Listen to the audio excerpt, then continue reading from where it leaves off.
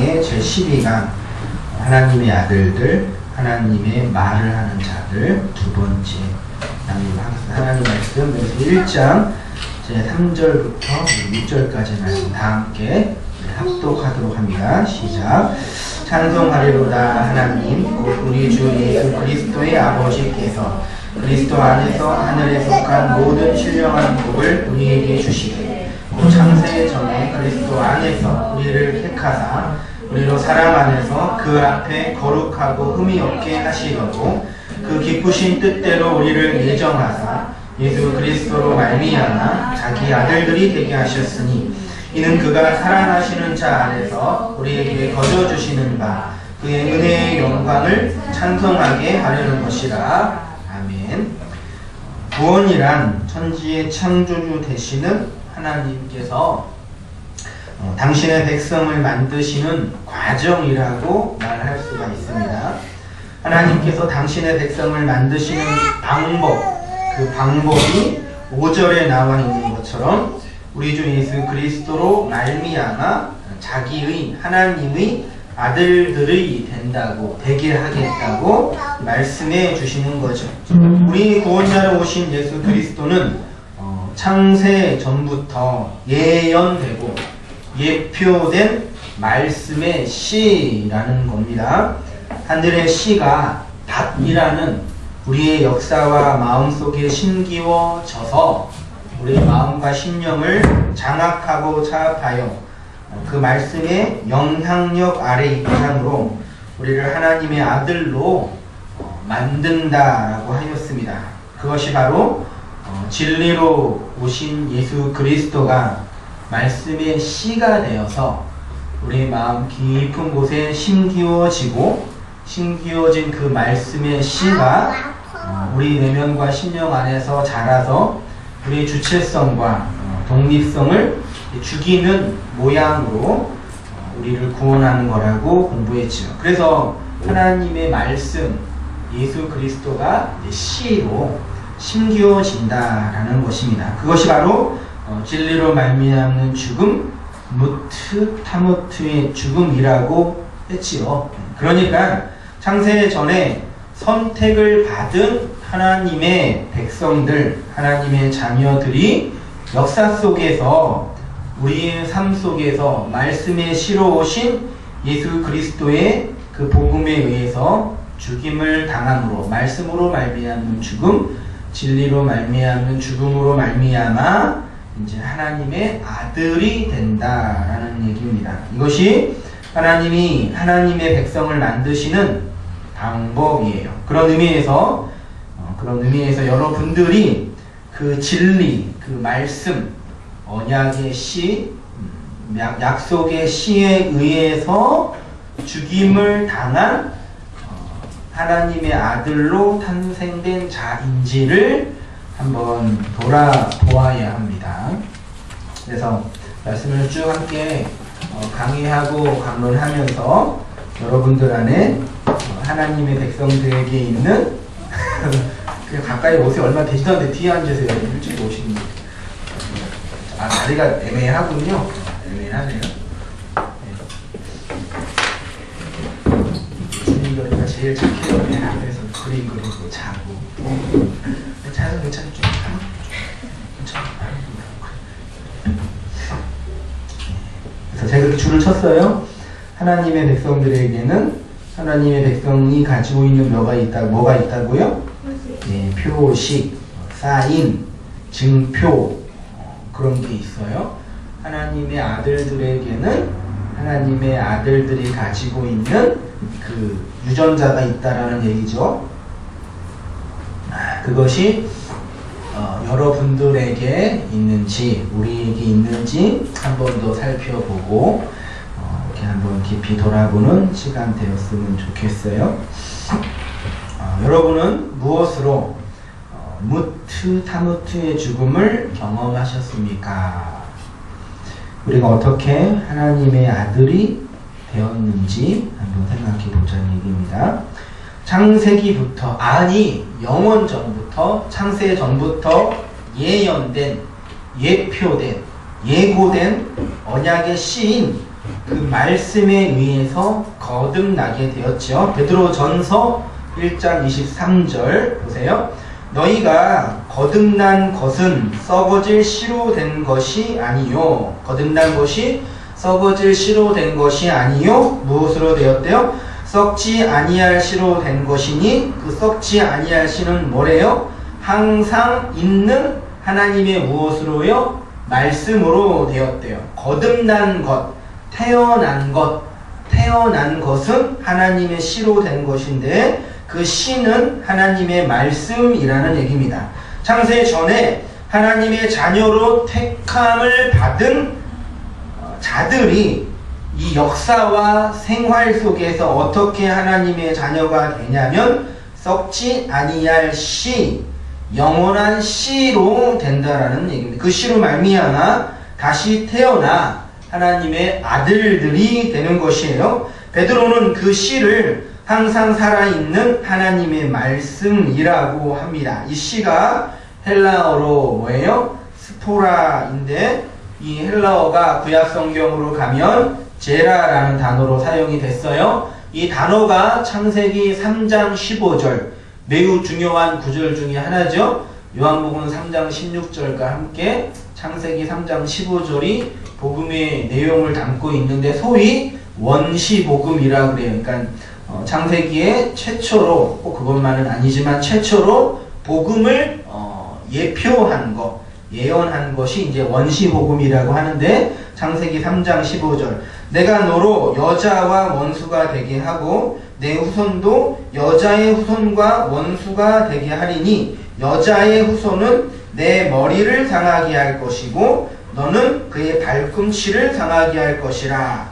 여자의 후손으로 되어 있는 이 후손이 제라라는 단어고 씨라는 단어로 사용이 되었고 신약 성경으로 와서 스포라라는 단어로 왔죠. 여러분 씨 하면 신약 성경에서 씨라고 하면 제일 먼저 생각나는 거 있나요? 에? 아니에요. 그 씨 뿌리는 비유 기억나죠? 하나님의 말씀이 씨가 되고 밭은 뭐예요? 우리의 마음, 우리의 역사예요. 그러니까 하나님이 말씀을 우리의 역사 속에서 뿌리는 거예요. 그게 이제 우리의 생활, 삶이라고 말할 수가 있는 거예요. 그 여자의 후손은 마귀 허리를 꺾은 예수 그리스도를 예표해요. 예수 그리스도가 씨로 말씀으로 역사하는 밭에 뿌려져서 그 말씀에 반응하는 자들을 하나님의 아들들로 만든다라는 그게 구원의 메커니즘이에요. 그러니까 진리로 오신 예수가 그 말씀의 씨가 되어서 인간 안에 있는 옛 자아를 죽이고 옛 자아를 죽여서 새로운 자아를 태어나게 하죠. 그게 이제 신약 성경에서 소위 말하는 신의 성품에 참여하는 거예요. 신의 성품을 만들어서 거듭나게 하는 거죠. 그것이 바로 진리로 말미암는 죽음이다. 그러니까 죽음 얘기해서 무조건 죽는다고만 생각하지 말고 죽음과 생명은 동시다발적으로 일어나는 거예요. 누군가가 죽어야지 누군가가 그 죽음 속에서 생명을 얻는 거죠. 이게 이 세상의 기본적인 자연의 법칙이잖아. 여러분들이 살기 위해서, 여러분이 그 에너지를 축적하기 위해서는 밖에서부터 어떠한 에너지를 공급받아야 되잖아요. 그것이 밖에 있는 에너지가 죽음을 통해서 우리 안에 들어오는 거예요. 쉬운 예를 들면은 정글의 법칙이 있잖아요. 다단계가 아니라 먹이사슬. 네, 그만하나요? 먹이사슬. 소가 풀을 먹잖아요. 풀이 죽잖아요. 먹으면 죽잖아. 그 풀의 생명이 소로 투입되는 거죠. 그렇죠? 사람이 소를 먹죠. 그 소가 죽는 거죠. 소가 죽어야지 그 생명이 우리 안에 주입되는 거예요. 자연의 법칙이에요. 누군가가 죽어야지 누군가가 사는 거예요. 우리가 산다라는 것은, 영적으로 산다라는 것은 또 다른 의미에서 무엇인가 죽어야 된다. 그 얘기 이제 제가 하는 거예요. 거듭난다, 다시 태어난다는 얘기는 죽는다. 그 얘기 하는 겁니다. 그래서 우리 안에 있는 그 진리의 씨로 말미암아 죄와 상관없는 자로 인정받는 것에 대해서 요한 사도가 이렇게 말합니다. 요한 1서 3장 9절 말씀 보세요. 하나님께로부터 난 자, 이게 무슨 뜻일까요? 하나님께로부터 나다. 이게 뭐예요? 한마디로 이게 거듭남이에요. 요한복음 3장에 예수님께서 니고데모에게 뭐라 그랬어요? 내가 다시 거듭나지 아니하면 하나님의 나라를 볼 수 없다 그랬잖아요. 거듭나다가 아노덴이라는 단어인데 하늘에서 태어나다, 하늘로부터 오다, 다시 태어나다. 그러니까 하나님으로부터 난 자가 거듭난 자고 다시 태어난 자예요. 그 얘기하는 거예요. 하나님께로부터 난 자마다 뭐하지 않는데요?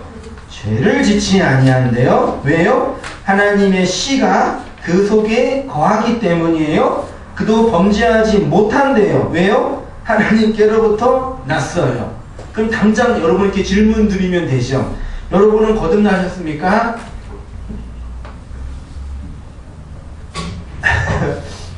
거듭났어요?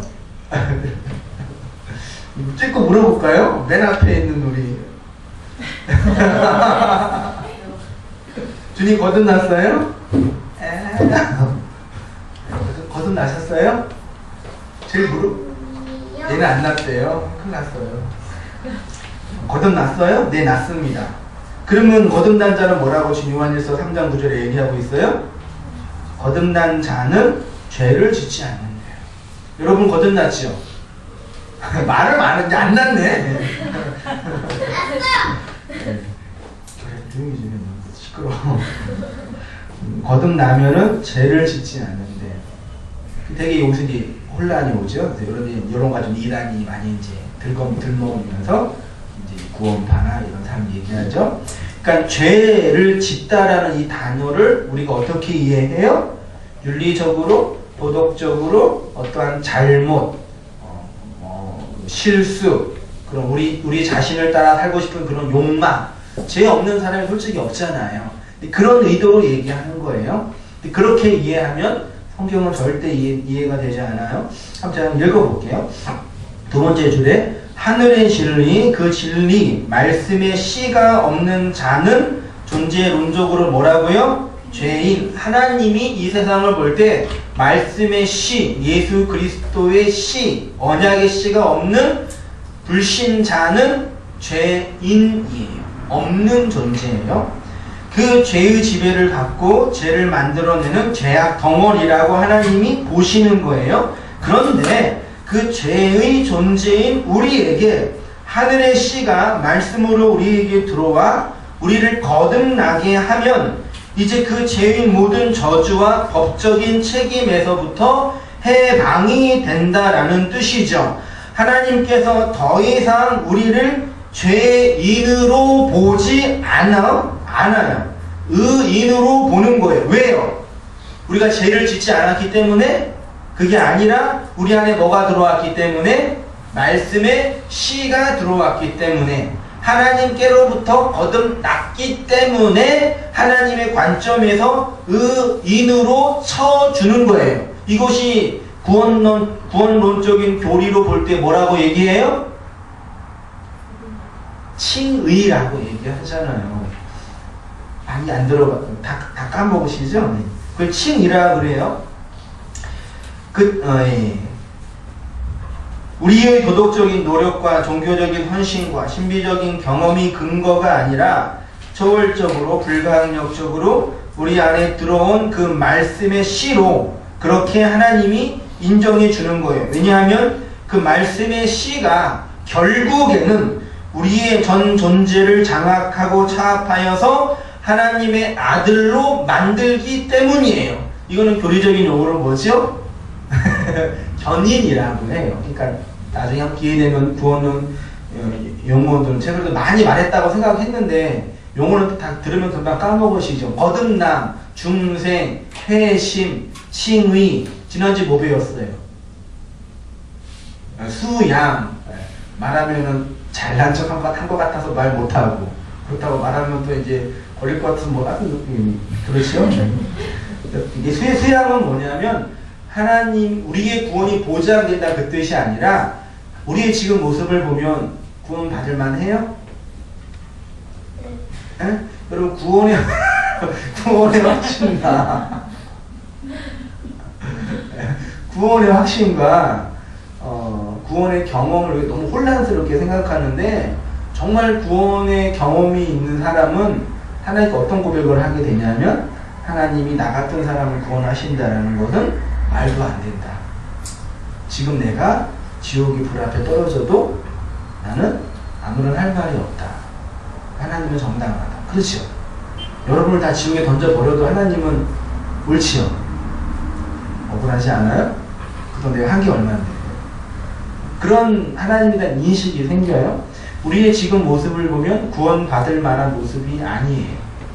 근데 하나님이 우리에게 뭘 집어넣으셨어요? 말씀을, 씨를 언약으로 넣어주셨어요.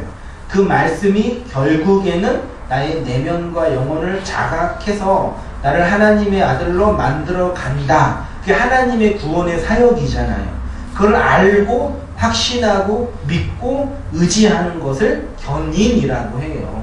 그냥 그 견인차 끌려서 그냥 하나님이 우리를 구원해 주신다. 그런 개념이 아니라 하나님이 넣어주신 이 하나님의 언약이 말씀이 궁극적으로 완전히 이루어진다라는 하나님의 열심에 대한 신앙적인 고백이 성도의 견인에 대한 믿음이라는 얘기예요. 네, 그런 얘기예요. 그래서 하나님이 결국 우리 안에 말씀의 씨를 넣어주셨으니까 그 전에 하나님 우리를 구원하기 위해서 제일 먼저 하신 게 뭐예요? 하나님이 여러분들을 구원하기 위해서 제일 먼저 하신 게 뭐예요?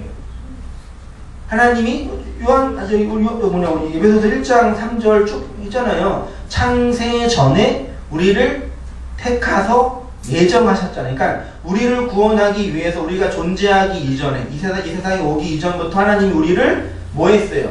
예정하시고 택하셨어요. 내가 쟤를 구원해야 되겠다. 아직 역사가 시작되기도 전에 우리가 살기도 전에 하나님이 이미 예정하시고 선택하셨어요.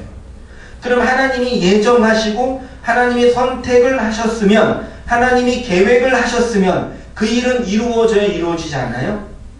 이루어지죠. 어떠한 사람이 그걸 방해해도 어떠한 세력이 그 하나님을 대적해도 하나님이 그것들을 계획을 하셨으면 반드시 이루어지죠. 그걸 알고 받아들이며 살고 있는 존재가 신자. 그걸 아는 것이 구원이라는 얘기예요. 그렇습니다. 그래서 이제 제가 그런 얘기 했어요. 그게 이제 성도의 견인인데 하나님이 과거에 계획하시고 지금 실행하고 계시는 그 일은 앞으로도 확실히 이루어진다라는 얘기입니다. 성경이 말하는 죄라는 것을 자꾸 사회계약론적으로 입각해서 인간들끼리 합의한 것들을 어기는 것으로 이해하면 성경은 이해하기 어려운 책입니다. 쉽게 말해서 하나님의 씨가 없는 자가 죄인이에요. 도덕적으로, 율법적으로, 윤리적으로 문제 있는 그 일을 한 사람이 성경에 말하는 죄가 아니라 그러니까 막 살아도 되죠. 그러니까 기분 나쁠 때 사람 때리고 돈 없을 때 돈 훔치고 왜 죄가 아니라며 돼요?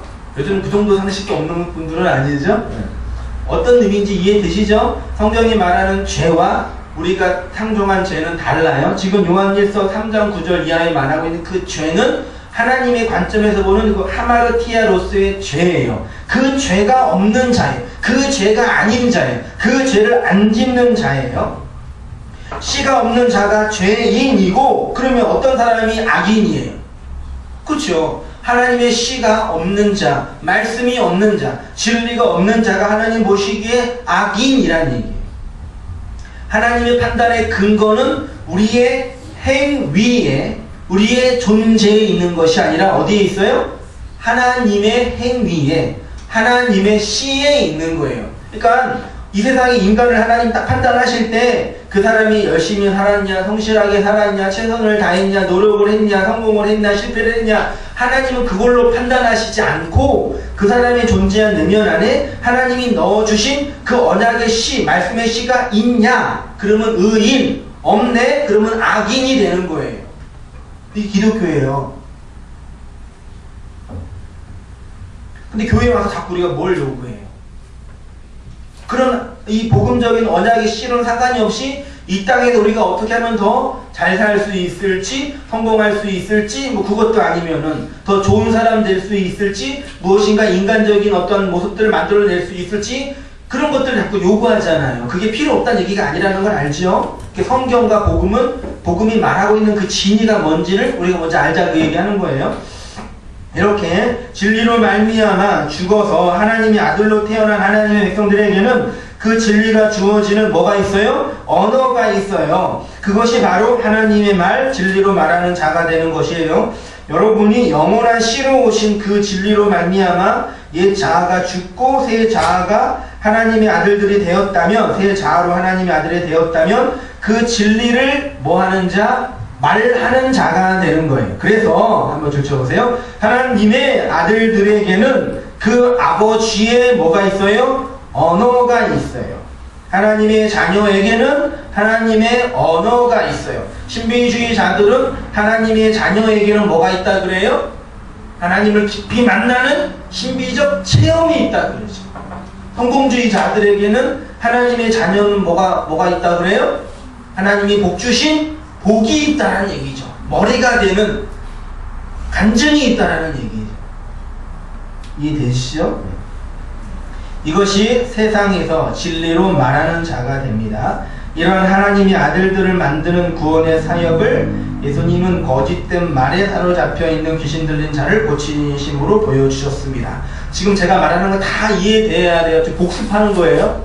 알죠? 새로운 거 하는 게 전혀 아닌데 새롭다 그러면 여러분 큰일 나는 거예요. 마태복음 12장 22절 그때 뭐 들려? 귀신 들려 눈 멀고 말 못하는 사람을 데리고 왔거늘 예수께서 고쳐주심에 그 말 못하는 사람이 말하며 보게 된지라. 귀신이라는 거짓된 영, 거짓된 말에 사로잡혀 있는 사람의 특징이 뭐라는 얘기입니까? 진리를 보지 못하고 진리를 말하지 못해요. 진리이신 예수님이 그 진리를 보게 하시고 말하게 함으로 진리를 보지 못하고 진리를 말하지 못하는 그 사람을 구원하는 거죠. 어떻게? 말하게 함으로. 어떻게 해요? 거짓된 말, 왜곡된 말, 귀신에 사로잡혀 있는 그 영혼을 고치심으로. 이것이 바로 창세 전에 택함을 받은 자가 하나님의 아들들이 된 모습입니다. 그에게는 세상이 받지 못한 영으로서의 말이 있습니다. 그러니까 하나님의 아들들에게는 반드시 하나님의 말이 있어요. 어떠한 윤리나 도덕적인 개선이나 윤리적인 변화가 아니라 진리로 말하는 자예요. 이런 말하면 여러분 자신 있어요? 자신 없어요? 어떤 우리 안에 내가 뭘 여러분 자꾸 이제 우리가 이렇게 긁어내려고 그러냐면요. 그동안 우리가 지금까지 경험하고 배워왔던, 보았던 기독교, 한국교회 기독교 문명은요, 지금 제가 말하는 진리, 시, 언약, 복음, 은혜, 이런 것들이 아니라, 그걸 얘기 안 했다는 얘기는 아니에요? 그런 것들이 아니라, 이 반대편에 있는 거, 윤리, 도덕, 성품, 삶의 개선, 이런 걸로 얘기해요. 그래서 교회 안에 항상 그런 게 있어요. 어떻게 하면 더 우리가 착하게 살까? 성공적으로 살까? 성품이 변화될까? 이런 식으로 기독교를 이해하려고 하는 전반적인 분위기에, 그리고 솔직히 우리의 내면과 경험 속에서는 나를 복음과 진리로 규정하는 게 쉬워요? 윤리와 이 땅의 가치로 규정하는 게 쉬워요?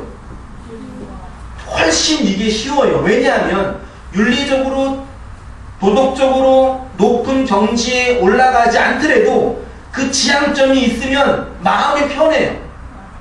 네, 맞죠?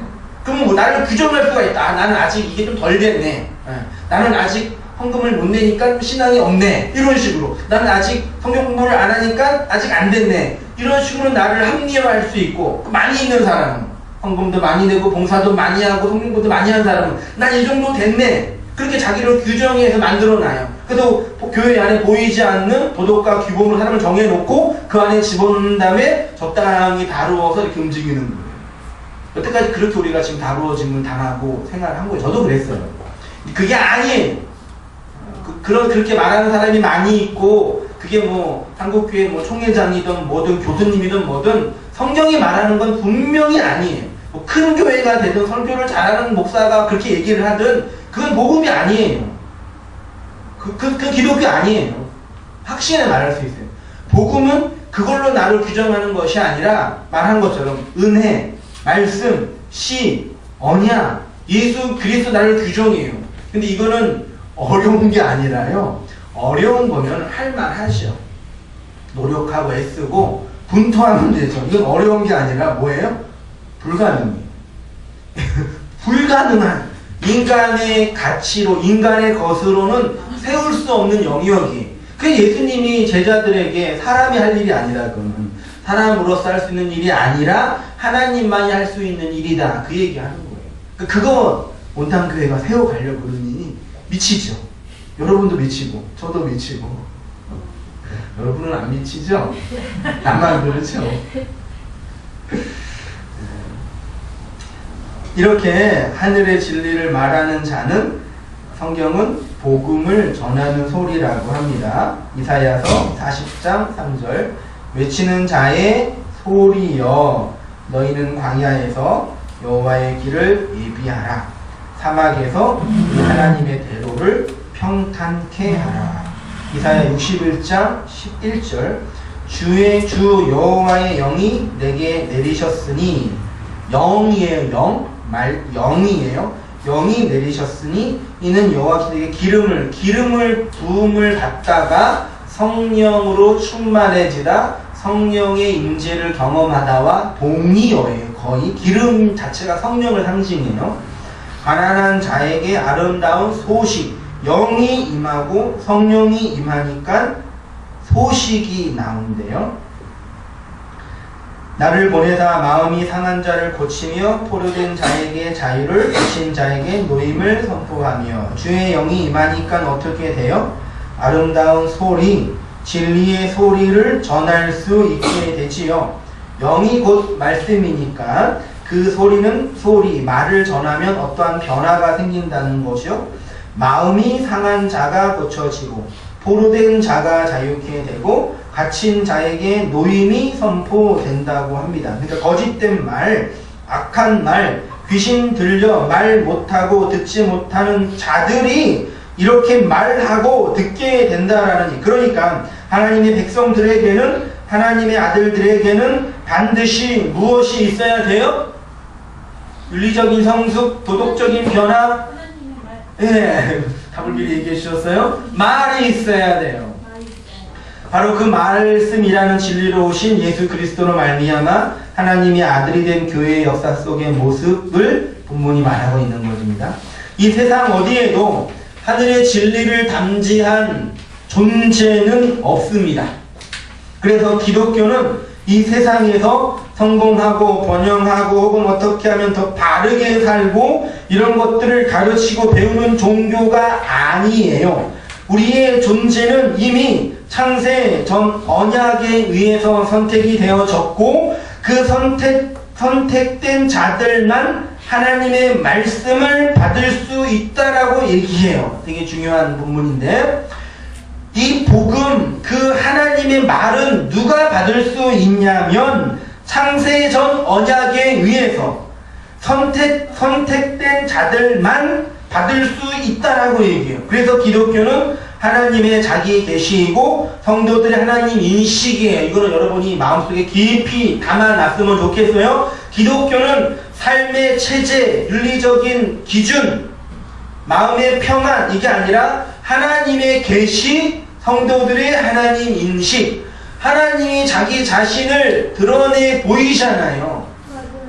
근데 그 드러낸 하나님의 존재를 담아낼 존재가 이 세상 어디에도 없어요. 아무리 머리 좋은 돌고래도 IQ 몇 가지 있어요, 주니아 돌고래? 80까지 있대요. 80은 한 유치원 4학년, 우리 담비가 80 안 될 수도 있어요. 아니야, 쟤 똑똑하니까 될 거야.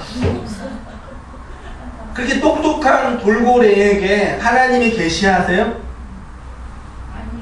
아니에요. 아무리 연약하고 아픈 사람이라도 하나님은 누구에게 계시해요? 인간에게. 인간도 어떤 인간에게? 만세전에 영원전에 택함받은 그 은혜의 그릇들에게 하나님이 자기 자신을 계시하는 그릇이, 제가 지난주에 무슨 그릇? 긍휼의 그릇. 그릇에 대해서 하나님의 은혜를 담아내는 존재로 있게 만드는 거예요. 그게 성도예요. 여러분이에요. 담아내고 있어요? 아니요. 담아내고 있어요? 아니요. 아, 조용히 좀 하라고요. 다 다른 우리 선생님께 물어봤어요. 조용히 해? 아빠도 좀. 아빠가 조용히 하면 안 되나? 나도 말하는 사람이야. 야, 진짜. 분위기 안 좋아지잖아, 그러니까. 기독교는 뭐라고요? 하나님의 자기 계시, 성도들의 하나님 인식 두 가지만 딱 정리했으면 좋겠어요. 이 틀을 가지고 기도하시고 말씀 보시고 하나님 알아가시고 그렇게 여러분의 역사를 살아냈으면 좋겠어요. 네. 예, 그렇습니다. 그래서 하나님은 당신의 백성 교회만을 바라보시고 이 역사를 그 진리를 당지한 자들을 중심으로 움직이고 계셔요. 안 그런 것처럼 보이지만 하나님은 그렇게 일하세요. 제가 지난주 얘기했죠. 이 인류의 역사가 왜 필요해요? 왜 아직까지 종말이다 하면서 왜 종말이 안 왔어요? 그 마지막 남을 14만 4천 명 14만 4천 명에 13만 9,990명까지 됐는데 아직 그 한 명이 진리를 담지 못했어요. 태어나지 않았을 수도 있고 아직 회심하지 않았단 말이에요. 그 사람이 마지막으로 제 진리를 다 담아내면 이제 14만 4천이 다 찼잖아요. 그렇죠? 그럼 역사가 필요해? 필요 없어요? 필요 없는. 그럼 이 역사가 끝나는 거예요. 그리고 하나님의 나라가 세워지는 거예요. 그러니까 우리가 살고 있는 이 문명, 우리 이 시대의 이 주권자들, 미국이든 뭐 대한민국의 대통령이든 뭐 기업체 뭐 누구 회장이든 이 정치, 경제 이 모든 분야를 어떠한 그 지도 세력이 움직이고 있어요. 그건 맞아요. 근데 이 이면에 하나님이 하나님의 뜻을 하나하나 이루어가고 있다면 그게 우리가 교리에서 말하는 보전, 섭리, 통치 그런 거란 얘기. 하나님이 궁극적으로 당신의 뜻을 위해서 이 세상을 하나하나 움직이고 계세요. 그것들을 알고 우리의 역사를, 삶을 살아내는 사람이 여러분. 그래서 그렇게 그걸 알고 살아가는 성도들을 향하여 베드로전서 2장 9절 이하에 사도 베드로가 이렇게 권면하고 명령했습니다. 우리들에게요. 그러나 너희는 택하신 족속이요 왕같은 제사장들이요 거룩한 나라요 그의 소유된 백성이니 이는 너희를 어두운 데서 불러내어 어두움에서 불러내어 그의 기이한 빛에 들어가게 하셨네요. 왜요? 그의 기이한 빛에 들어가게 하신 이의 아름다운 덕을 뭐하게 하려고? 선포하게 하려고요. 너희는 전에는 백성이 아니었는데 이제는 하나님의 백성이요. 전에는 긍휼을 얻지 못했는데 이제는 긍휼을 얻었다. 성경이 이렇게 다 똑같은 얘기예요. 한 얘기만 하고 있단 말이에요. 아름다운 덕을 선포하게 하려 하심이라 해서 선포하다가 헬라어로 엑상겔로라는 단어인데 이 단어를 파자하면은 에크라는 전치사와 앙겔로라는 동사가 합성된 단어예요. 에크는 영어의 out이라는 단어예요. 어디로부터 나가다 그 뜻이고 앙겔로는 가리키다, 고지하다, 전달하다 뜻이에요. 그래서 이 앙겔로가 종교적인 의미로 사용이 될 때는 비밀스러운 밀교, 무스테리온 들어봤죠? 한번 얘기해줘 제가요. 고대 시대에는 밀교가 있었어요. 비밀스러운 종교가 있었어요. 그 비밀스러운 종교를 가르치는 것을 앙겔로라고 손이 전달하는 것을 얘기하는 것을 이 앙겔로의 명사형이 앙겔로스죠. 이게 뭐예요? 천사, 메신저, 전달자, 사자예요. 하늘의 뜻을 이 땅에 전하는 자를 사자, 선지자 이렇게 얘기하잖아요. 그러니까 하나님의 아름다운 덕을 선포한다라는 얘기는 온땅 교회 좋아요. 온땅 교회 오세요. 괜찮은 교회예요. 커피도 줘요. 교회 홍보하는 거 그런 거 해야 돼요. 열심히 홍보해 주세요. 그래요? 그런 개념이 아니라 비밀스러운 복음의 비밀을 내가 담지한 그 비밀이 있잖아요. 있지요? 네. 얘기 잘 안 되죠? 안 통하죠? 얘기를 해봤어야지. 통해요? 안 통해요? 안 통하죠? 그래서 비밀이에요. 그거를 근데 야 그게 이거야.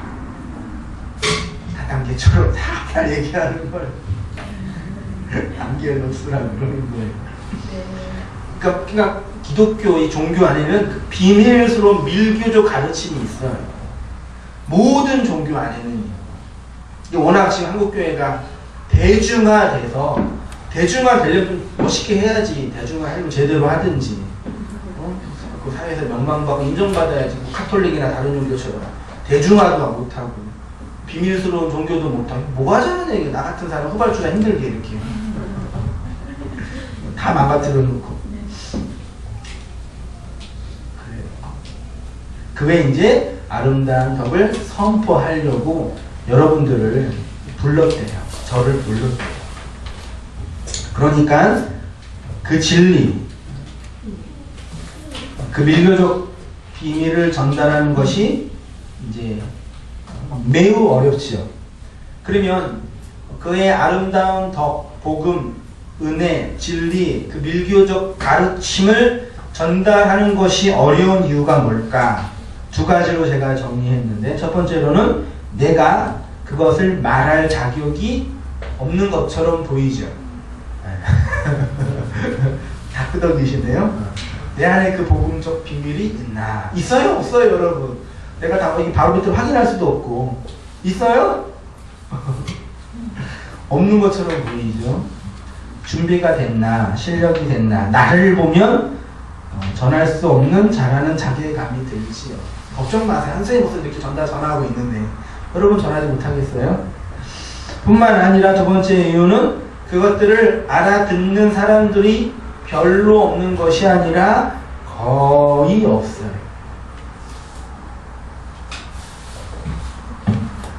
두 가지 어려움 때문에 복음이 전달이 안 돼요. 그러니까 복음이 전달이 안 되니까 교회 홍보나 기독교 홍보 정도는 돼요. 그러니까 그 진리, 그 홍보를 듣고 교회에 온 사람들이 교회에 오면은 행복해.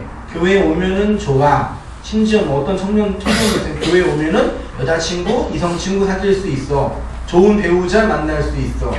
이거 웃지만 진짜 그래요. 교회에 오면은 자녀 교육 잘 시킬 수 있어. 지금 그런 전도 방법이요. 교회에 너무 많아요. 제가 이 카페 교회, 여기 카페 교회래요. 온땅 교회가 카페 교회라 많이 오거든요. 이게 목사님들이나. 그래서 어떤 접촉점이 쉬우니까 전도하기에, 선교하기에 편한지 알고 이제 얘기하는데, 뭐 그런 식으로 어머니 기도회 같은 경우는 이제 수요일 날이나 날짜를 정해서 자녀의 교육, 진로, 대학 입시를 위해서 기도하는 그런 프로그램을 만들고, 청년부 같은 경우는 직접 내가 들었어요. 조그마한 교회 다니면 별로 이렇게 배우자감을 찾기가 만만치 않잖아요. 기독교인은 만나야 되고 듀오 가기에는 부담스럽고. 그러니까 조금 큰 교회에 가서 적당하게 있으면 거기 괜찮은 사람이 많다고. 농담 안, 진짜 그래요. 그래서 진짜 개척교회 이 목사 청년들이 이게 그 취업 준비하고 있다가 찌질이로 있다가는 열심히 교회 섬기다가 대학교 되거나 좋은 데에 취업되면은 큰 데로 옮긴다. 사랑의 교회도 가고 저기 교회도 가서 적당하게 물색을 하면서 자연스럽게 내가 방법을 가르쳐준다 여러분들에게. 안 돼요. 열심히 전도할게요. 그렇게 해서 이제 하나는 어쨌든 이렇게 홍보해서 이렇게 교회 데리고 온 건 뭐 나쁘진 어쨌든 온 건 좋잖아요. 근데 와서 그 복음의 비밀을 잘 이렇게 얘기를 못 하는 거예요. 이미 온 동기 자체가 그런 동기니까. 교회에 오면 행복하다 그러는데 말씀 듣고 진리를 따라 살아가면 행복해요? 번영해요? 성공해요? 괜찮아요? 건강해요? 그게 안 된단 말이죠. 그런 어려움들이 있어요. 그래서 제가 그런 얘기를 했네요. 한세희 목사의 설교를 들으면 그런 질문을 많이 한대요. 제가 한번 읽어볼게요. 한세희 목사의 말씀을 들으면 무엇을 하라고 하는지 잘 모르겠다라는 것이에요. 하라고 하는지 하지 말라고 하는지 11조를 내라고 하는지 내지 말라고 하는지 기도를 하라고 하는지 하지 말라고 하는지 도통 어렵다는 얘기죠. 우리가 그런 고민을 하는 이유는 무엇이냐면 지금까지 기독교를 인간의 율법적인 체계, 한번 줄쳐보세요. 우리 안에는요, 율법적인 체계가 있어요. 도덕적인 체계, 그리고 선악 구조가 있어요. 이걸로 우리의 존재를 결정했기 때문이에요. 보편 인간은 자신의 존재를 행위에서 규정해요. 근데 그 행위를 무너뜨리니까 이제 뭘 해야 할지 모르는 거예요. 나의 자아를 나의 행위로 세우는 것이 인간의 본성이죠. 그래서 기독교는 인간의 존재를 부정하는데 그 부정은 그 행위를 부정하는 것으로 나타나요. 나의 행위를 부정하는 것을 뭐라고 하냐면, 여러분들이 복음을 듣고 진리를 듣고 예수 그리스도를 통해서 말씀을 깨닫게 되면 그 진리가 여러분들을 죽이죠. 죽인다라는 건 뭐냐면, 지금까지 여러분들이 인생의 체계로 가지고 왔던 율법적인 체계, 선악 구조, 행위 체계를 부시는 거예요. 그걸 부시는 것을 회심이라 그래요. 그러니까 회개하면 아파요. 왜요?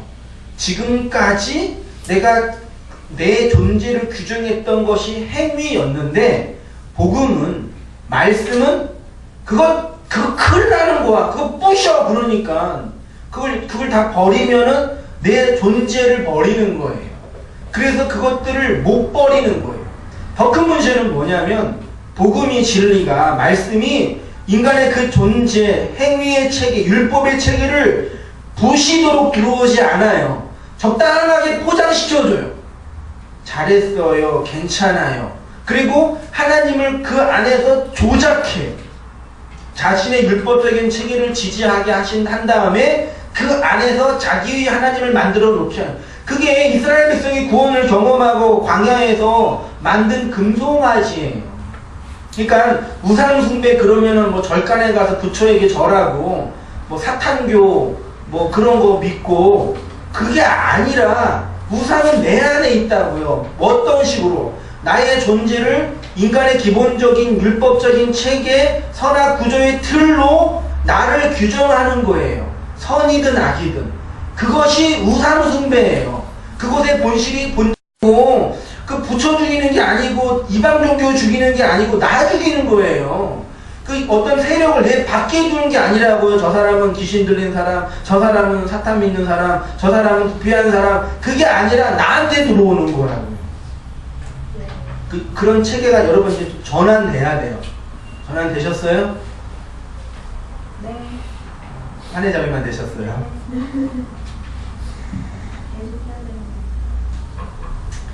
그래서 회심한 자는 자신의 존재와 자아를 세우는 것이 자신의 행위가 아니라 하나님의 행위로만 세울 수 있다는 것을 알게 돼요.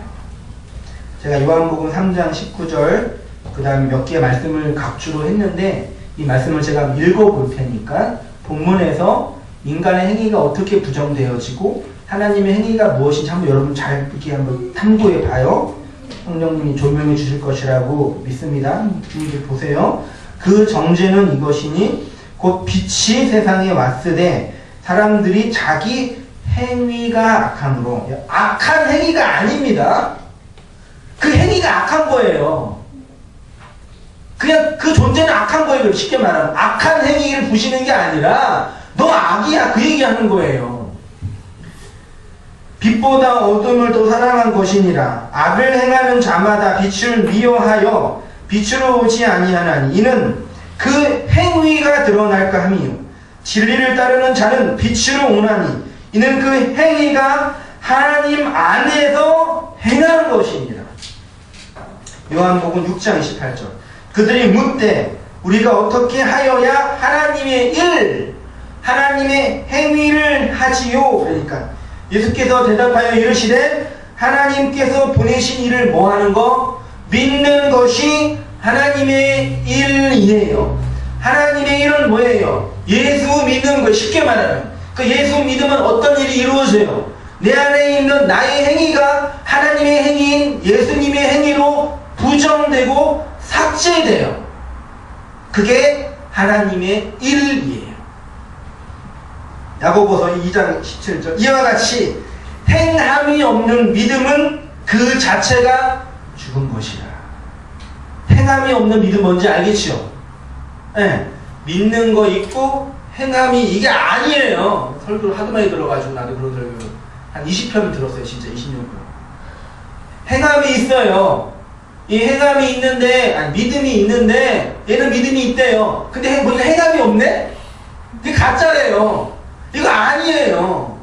믿음의 행함, 행함이 있는 믿음 하나예요. 믿음이 있는데 행함이 없다는 얘기는 하나님의 그 행함이 없다라는 얘기예요.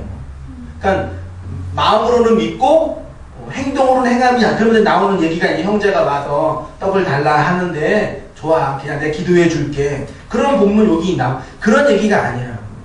믿음과 행함이 분리되는 게 아니라고. 하나님 우리에게 원하는 행함은 하나예요. 믿는 행함. 믿는 게 가장 어려운 행함이에요. 하도 믿음을 쉽게 얘기해서 사형님만 잘 듣고 영접기도 잘하면 구원받았죠. 우리는 대중화된 어려움이, 우리 예술하는 분들도 있는데 대중음악이 좋은 점에는 쉽게 음악적인 이런 것도 얻을 수 있지만 또 한편으로는 이게 깊이가 없잖아요. 대중음악은 한 달만 들으면 미치죠. 벌써 레디코가 지겨워지고 있어. 온통 주에 레디코예요.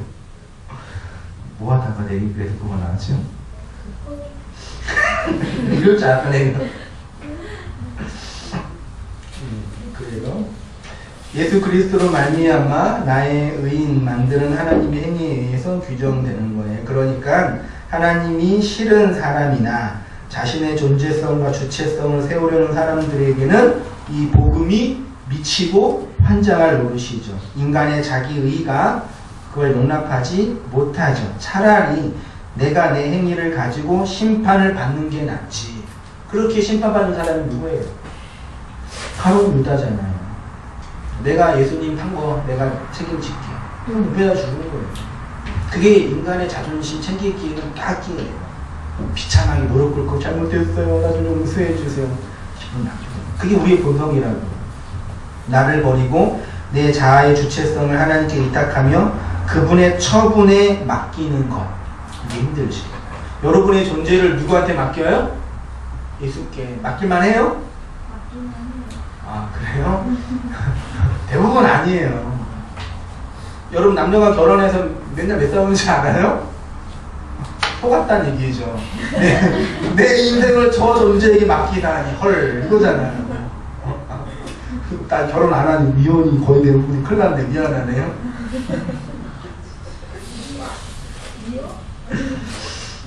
그게 싫은 사람 아주 그냥 포기하고. 근데 교회 안에 있는 사람은 이런 사람들보다 어떤 사람이 많냐면요.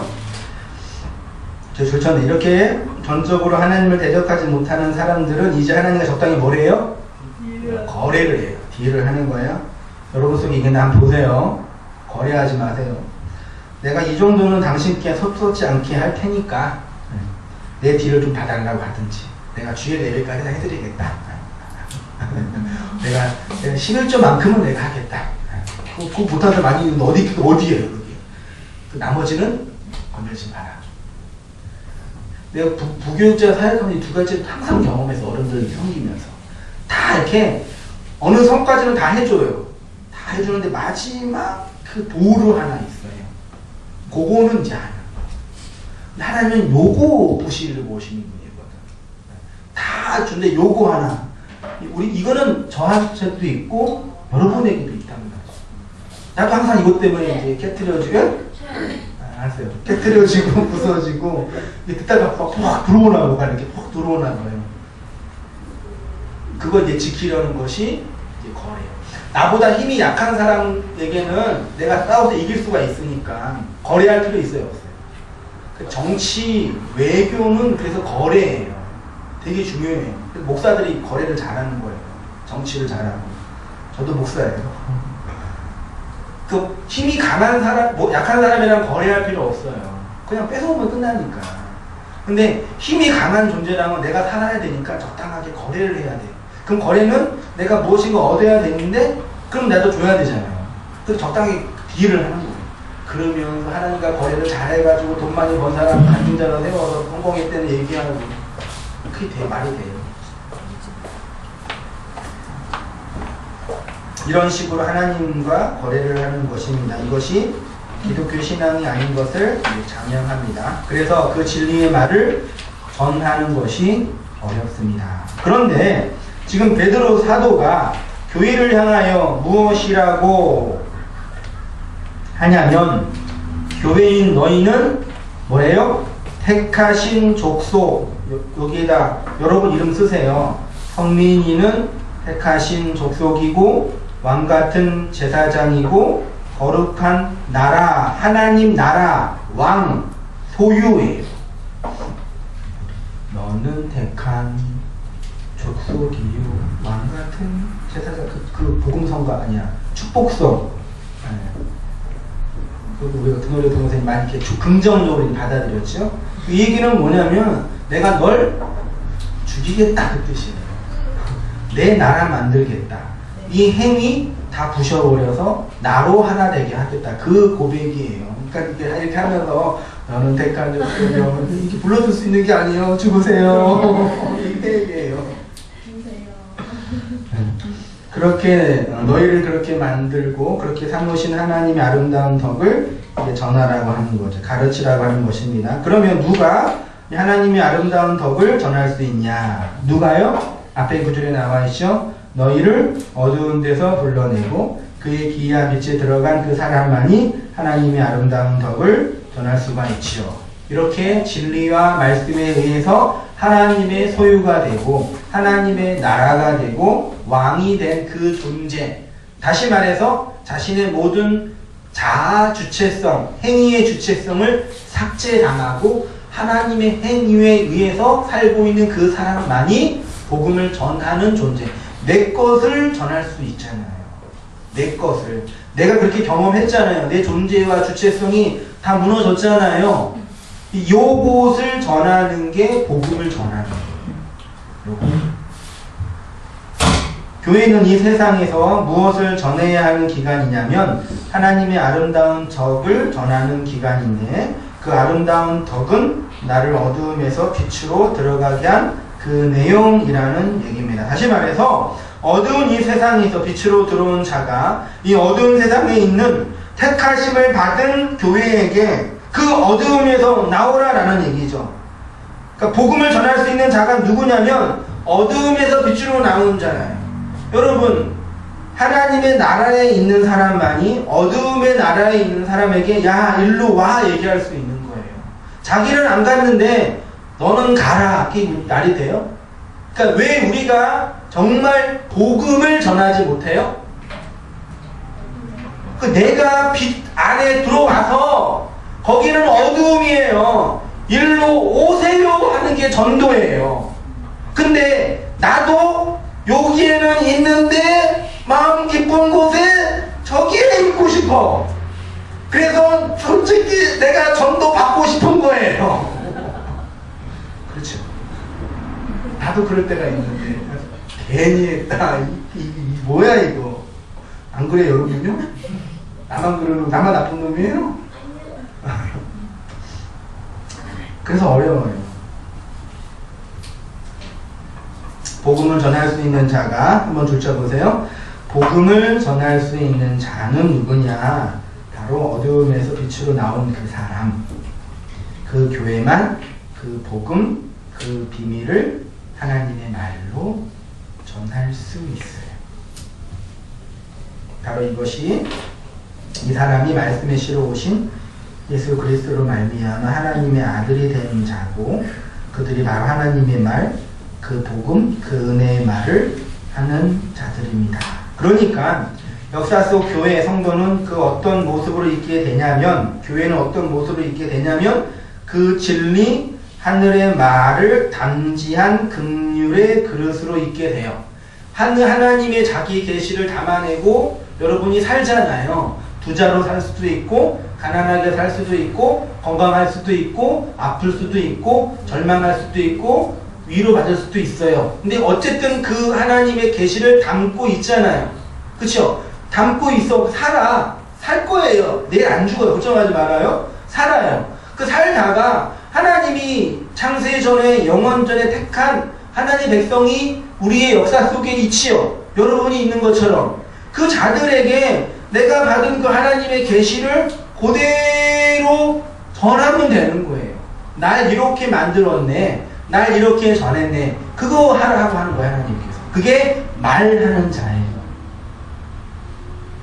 그것이 열병으로 고통받았던 베드로의 장모가 열병에서 구원을 받아 수종을 들었다는 뜻이요. 수종 들은 게 무슨 뜻인지 알죠? 디아코네. 그래서 말씀을 전하는 자, 말씀을 가르치는 자예요. 제가 여러분들을 수종 들고 있잖아요. 전 허리 아파 죽겠는데 서가지고 말을 가르치고 있잖아요. 이게 수종을 드는 거예요. 섬기는 거예요.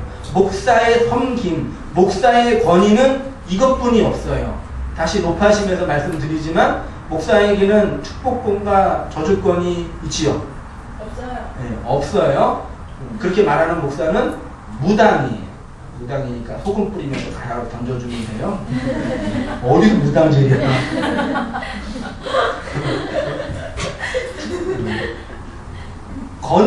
그래도 권한이 있어야죠. 무슨 권한이 있어요? 목사에게는요? 강도가 뭐예요? 말씀을 가르치는 권한. 요것뿐이 없어요. 그래서 목사는 교사예요. 목사는 정치가가 아니라 행정가가 아니라 가르치는 교사예요. 높아심에서. 하도 요즘에 그렇게 하는 분들이 여기저기 한 99.9% 그런 것 같더라고요. 그러니까 교회의 사명, 여기 넘어갈게요. 넘어가고요. 읽어볼까요? 그러니까 제일 유치한 교회가 바로 비전을 정하고 그 비전을 이루기 위해서 하나하나 일을 수행하는 교회죠. 1년 주제를 정해놓고 우리는 그것을 위해서 일을 열심히 하자. 월 주제도 있더라고요. 1월 달엔 시작의 달, 2월 달에는 교육의 달, 3월 달에는 교제의 달, 4월 달에는 하여튼 그래서 달을 정해놓고 그 달에 막 항상 이렇게 하고 가더라고요. 그렇게 하는 이유가 뭐예요? 좋은 조직과 관리로 이 조직을 움직일 수가 있으니까. 굳이 가르치지 않아도. 여러분 사순절, 지금 사순절인 거 알죠? 사순절 뭔지 알아요? 뭐예요? 땡! 예수님께서 이제 십자가 죽기 전에 40일 동안의 기간 사순절이에요. 그럼 카톨릭에서 만든 거거든요. 카톨릭에서 만든 거 칼빈과 루터가 다 때려 부셨는데 칼빈과 루터의 추종자들이 하는 개혁자들이 그걸 만들어 놓고 40일 새벽기도 하자고 난리치고 있는 거예요. 기도하는 건 여러분 기도 안 해도 우리 기도하는 건 좋아요. 그러니까 그렇게 다 이렇게 움직여주고 있다고요. 성도와 교회가 이 세상에서 가장 해야 할 일은 하나뿐이 없어요. 하늘의 말을 배우고 배운 말을 전하는 거예요. 그 말이 성경에 기록되어 있으니까 열심히 성경을 배우고 그 말을 하나님께 하는 것이 기도라고 했으니까 열심히 기도하고 그 말이 없는 자에게 전하는 것을 전달하고 했으니까 열심히 전하는 거예요. 모든 학문의 핵심은 말을 배우는 거예요. 딴 얘기 좀 했네. 음악은 뭐예요? 말에 곡을 붙이는 거죠. 그래서 그 곡을 붙이는 법칙, 화성학, 음계 그런 거 있잖아요. 나도 한번 들었어요. 그 말을 그림으로 그리는 걸 미술 누구 잘하잖아요. 난 못하는데. 그 말을 몸으로 하는 거 체육 다 그래요. 그러니까 말이 통해야 관계가 맺어지고 말이 통하지 않으면 분리가 되죠. 그걸 뭐라 그랬어요? 이혼, 간음이라고 그랬어요. 하나님과 말이 통해야지 이혼당하지 않는 거죠. 이혼하지 않는 거죠. 간음하지. 말이 안 통하는 게 간음이니까 논리적으로 따지면. 그리고 말 못하는 자들, 말이 하나님과 통하지 않는 자들이 바로 악한 영, 거짓된 영, 귀신 들려 있는 자들이에요. 그러니까 제가 계속 이런 말 계속 반복하는 이유는 뭐냐면 우리의 문명 속에 사회 속에 기독교 문명 속에 뿌리 박혀 있는 복음의 본질과 상관이 없는 것들에 대해서 내가 계속 잘라내는 거예요. 그건 아니에요. 부 목사였을 때는 말을 하긴 했어요. 그래서 뭐 다 싫어했지만 저는 충분히 얘기를 못했어요. 그래서 빨리 개척한 것도 있어요. 개척인데 사람이 별로 없어서 아쉽지만 어쨌든 그래요. 그 얘기 하는 거예요. 이건 아니에요. 내가 옳다, 저기가 잘못했다 그 얘기가 아니라 아무리 성경을 봐도 신학을 연구해 봐도 틀렸어요. 그러니까 그 틀린 게 잘못된 게 누구한테 있어요? 여러분한테 다 있어요. 다 먹었잖아 그거. 먹고 마시고 힘으로 가지고 살았잖아요. 그거 아니라 이렇게 쳐내는 거예요. 그거 아니니까 긴 거를 함께 같이 하고 얘기하는 겁니다. 빨리 이제 하고 정리합시다. 우리는 흔히 성경을 언약의 책이라고 합니다. 그래서 옛 언약을 구약이라고 하고 새 언약을 뭐라 그래요? 신약이라고 합니다. 구약은 줄치세요. 진리의 말을 우리 밖에 어디에 뒀어요? 우리 밖에 둔 책이 구약이에요. 신약은 하나님의 말을 어디에 기록했어요? 우리 안에 기록했어요. 모든 종교, 불교든 유대교든 가톨릭이든 모든 종교, 특히 고등 종교는 경전이 있는 종교거든요. 모든 종교는 다 구약적 사상이 있어요. 그래서 불교에도 성경의 이야기가 있고 요즘에 노아 한물 같지만 노아 얘기도 모든 홍수설화가 모든 민족에 다 있어요. 십계명 같은 것도 함부라비 버전에 다 기록되어 있어요. 똑같이 기록되어 있어요. 그러니까 모든 경전은 다 구약적 사상이 있어요. 그 구약은 그래서 뭐예요? 사람을 죽이는 것으로 끝나요. 구약은 우리 밖에 글을 그래서 예수님 하나님이 구약을 어디에 기록했어요? 십계명 돌판 우리 밖에 있는 돌에 기록했잖아요. 문서에다. 근데 신약은 어디에 기록했어요? 사람. 에? 신약은 어디에 기록했을까요?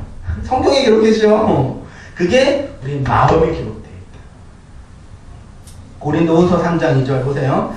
너희는 우리의 편지라. 편지가 뭐예요? 글, 문자. 문자가 뭐예요? 말을 그린 것, 소리를 그린 것. 그게 문자예요.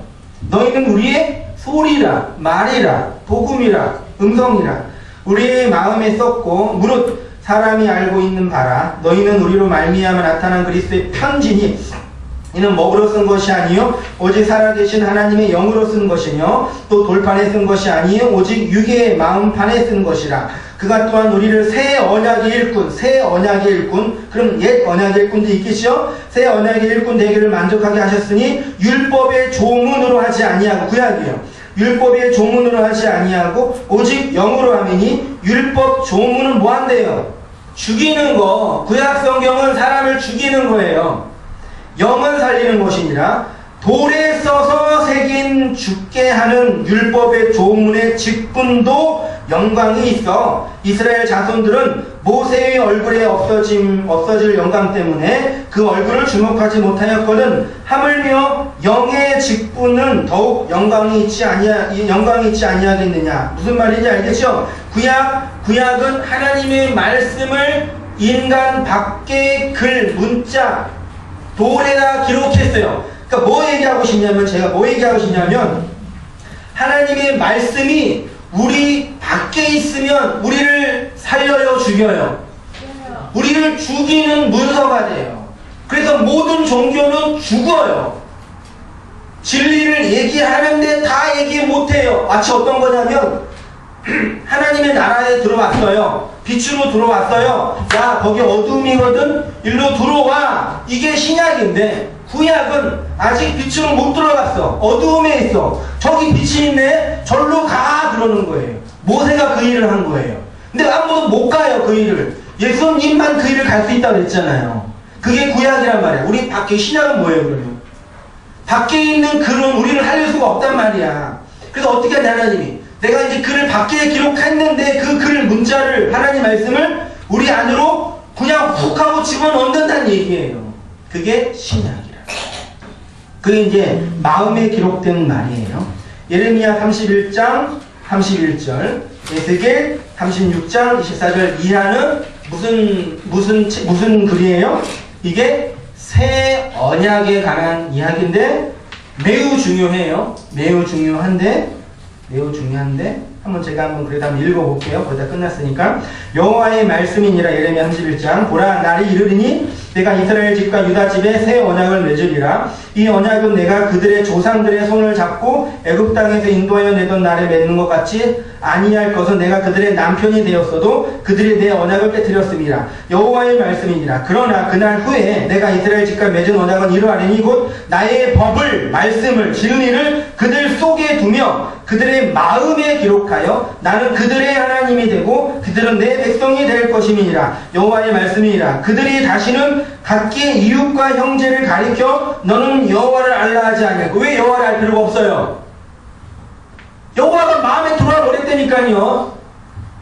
이는 작은 자로 큰 자까지 다 나를 알기 때문이라. 그들의 악행을 사하고 다시는 그들의 죄를, 그 죄를 기억하지 아니하리니 죄 짓지 않는 자가 되어. 왜? 말씀이 내 안으로 들어갔기 때문에. 이게 복음이에요. 에스겔 36장도 26절 보세요. 새 영을 너희 속에 두고 새 마음을 너희에게 둔다. 영을, 말씀을, 진리를 이제 너희 속에 집어넣는다는 얘기예요. 하나님의 법을 우리 마음속에 집어넣어서 이제 하나님의 백성으로 만든다 얘기죠. 우리 말씀이 우리 밖에 있었을 때는 우리를 죽이는 문서였는데 우리 안으로 들어와 우리를 장악하고 변화시키는 하나님의 사역이 된다는 얘기죠. 그래서 영으로 내주하시는 예수, 이 구속의 사역을 위해서, 하나님 나라 완성을 위해서 누가 오셨죠? 예수님이 오셨잖아요. 말씀으로 오셨죠? 절 보세요. 이제 딱 하나 끝낼게요. 예수님이 말씀이 밖에 있었을 때는 우리를 구원하지 못해요. 근데 그 말이 우리 안으로 들어와야 되잖아요. 그래 예수가 오셨어요. 우리 밖에 오셨죠. 이 땅에 육신의 몸을 입고 3년 동안 사역을 하시면서 복음을 전하셨죠. 그리고 십자가에서 죽으시고 장사 지낸 바 되시고 그 다음 뭐 했어요? 3일 만에 부활했죠. 부활하고 40여일 동안 500의 형제들에게 보이시다가 나중에 어떻게 하셨어요? 하늘로 승천하셨죠. 승천하시고 하나님 보좌 우편에 앉아 계시다가 누구를 보내주셨어요? 오순절날에 성령, 하나님과 예수가 아들의 영, 예수의 영을 보내주셨죠. 그 영이 말이 영이 돼서 우리 안으로 들어오게 된 예수님이 죽을 수밖에 없었던 이유는 뭐냐면 육체로 계셨을 때는 우리 안으로 들어올 수가 없어요. 왜? 육체니까. 근데 그 예수가 영이 돼야지 우리 안으로 들어올 수 있는 거죠. 그래서 죽으시고 부활하셔서 성령을 보내주신 거예요. 그래서 예수가 영이 돼서 우리 안에 들어와, 말씀으로 들어와 우리를 장악하는 것이 구원의 내용이라는 얘기죠. 그 얘기가 누가복음 24장 13절에 있어요. 여기 한번 잘 보세요. 예수님이 어디로 가셨는지 보세요. 그날에 그들 중 둘이 예루살렘에서 25일이 되는 엠마오로 하는 마을에 가면서 이 모든 일을 서로 이야기하더라. 어떤 이야기인지 이해할 수 있죠. 부활하신 예수님의 이야기가 있었대요. 그들이 서로 이야기를 문의할 때 예수께서 가까이 이르러 그들과 동행하시나 그들의 눈이 가리워져 그인 줄 알아보지 못하거늘. 25절 이르시되 미련하고 선지자들이 말한 모든 것을 마음에 더디 믿는 자들이여 그리스도가 이런 고난을 받고 자기의 영광에 들어가야 할 것이 아니냐 하시고 이에 모세와 모든 선지자, 모세와 선지자는 구약 성경이에요. 글로 시작하여 모든 성경에 쓴 바 자기에 관한 것, 성경은 누구에 관한 이야기예요? 예수에 관한 이야기예요. 예수님만 얘기하는 책이 성경이에요. 자기에 관한 것을 자세히 설명하셨어요. 그들과 함께 잡수실 때에 떡을 가시나 축사하서 하시고 떼어 그들에게 주시니 그들의 눈이 밝아져 그인 줄 알아보지 못하더니 예수는 그들에게 보이지 아니하신지라. 어떤 내용인지 아시죠? 엠마오로 가는 두 제자가 야 예수님 돌아가셨대 어떡하지 막 얘기하는데 예수님이 나타나가지고 그 구약 성경에 기록된 그 예수를 막 얘기해 준 거예요. 어린 양에 관해서 십자가에 얘기해 줬잖아요. 그리고 나중에 시간 지나서 떡을 뗄 때 오셨는데 예수님이네. 예수. 근데 어떻게 됐어요? 갑자기 뿅 하고 사라졌어요. 예수 뿅. 막 얘기했는데 예수님 뿅. 어디 갔을까요? 어디 갔을까요? 신자가 성경을 공부해야 하는 이유에서 공부했어요. 어디 갔어요? 아빠가 예수래요. 내 밖에 있는 예수가 진리 말씀을 상징적인 거예요. 가르쳐 주셨어요. 물론 이때 그대로 있었지만 그 예수가 예수인지를 성도가 확인하니까 그 예수가 더 이상 내 밖에 있는 육적인 실체일 필요가 없는 거예요. 어디로 간 거예요? 그 예수가 내 안으로 들어오는 거예요. 그 진리, 그 예수를 깨달으니까 안으로 들어온 거라고요. 복음과 진리를 깨달으면 성령이 내 안에 들어와 나를 내 안에 내주하고 나를 장악하는 그 구원의 내용을 그대로 설명하는 거예요. 요한일서 5장 11절. 또 증거는 이것이니 하나님이 우리에게 영생을 주신 것과 이 생명이 그 아들 안에 있는 그것이니라. 보세요. 아들이 있는 자에게는 뭐가 있어요? 생명이 있고 하나님의 아들이 없는 자에게는 생명이 없느니라. 생명은 언약의 시이고 아들인 예수님에게 있지요. 그리고 그 아들이 영으로 내 안에 있으면 그 아들로 말미암아 생명이 있는 것이죠. 그 생명이 영이요 말씀으로 살아있는 말을 하는 자로 영의 말을 하는 자로 우리가 있게 되는 거예요. 그들이 바로 예수 그리스도로 말미암아 하나님의 아들이 된 성도와 교회의 모습이죠. 그러니까 여러분들은 온 땅 교회 안에서 성도가 된 여러분들은 뭐 해야 돼요? 하나님의 말을 잘 배우시고 잘 가르쳐셔야 돼요. 저의 비전이에요. 반드시